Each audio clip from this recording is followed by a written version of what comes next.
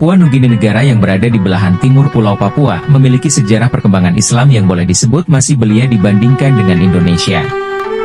Di negara dengan mayoritas penduduknya beragama Kristen ini, berdiri sebuah masjid pertama yang dibangun dengan dana dari Muslim Indonesia. Masjid dengan atap limas tapi dilengkapi kubah besar di atasnya. Masjid yang awalnya bernama Port Moresby Central Muslim dan kini menjadi markas dari Islamic Society of Papua New Guinea, dan biasa disebut sebagai Masjid Hohola. Masjid Hohola, Islamic Society of Papua New Guinea, merupakan salah satu masjid yang dibangun dengan dana bantuan dari Yayasan Amal Bakti Muslim Pancasila.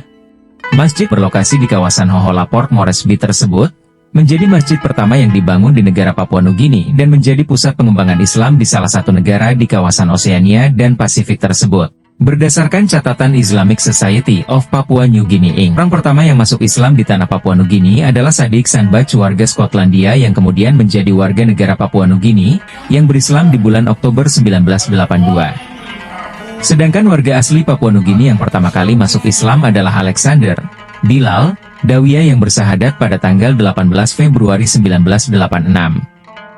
Diikuti kemudian oleh sejumlah warga asli yang masuk Islam dan Islam kini terus tumbuh di PNG. Penduduk Pulau Papua yang kini menjadi negara Papua Nugini, Papua New Guinea, dan Provinsi Papua bagian dari Republik Indonesia, sudah melakukan hubungan perdagangan dengan Imperium Cina dan Melayu dan kemudian juga berinteraksi dengan Islam di awal abad ke-16. Islamic Center pertama kali berdiri di Papua New Guinea pada bulan April 1982 dan mendapatkan pengakuan dari pemerintah Papua New Guinea tahun 1983. Dengan bantuan dari Indonesia, Malaysia dan Kerajaan Saudi Arabia. Dan alhamdulillah di tahun 1996 sudah ada 3 lagi Islamic Center yang berdiri di Papua New Guinea atas bantuan dari Muslim World League. Kini sudah ada 7 Islamic Center di seantero Papua Nugini. Saat ini ada sekitar 4.000 Muslim di seluruh Papua Nugini dan sebagian dari mereka merupakan para mualaf yang berislam di beberapa tahun belakangan ini.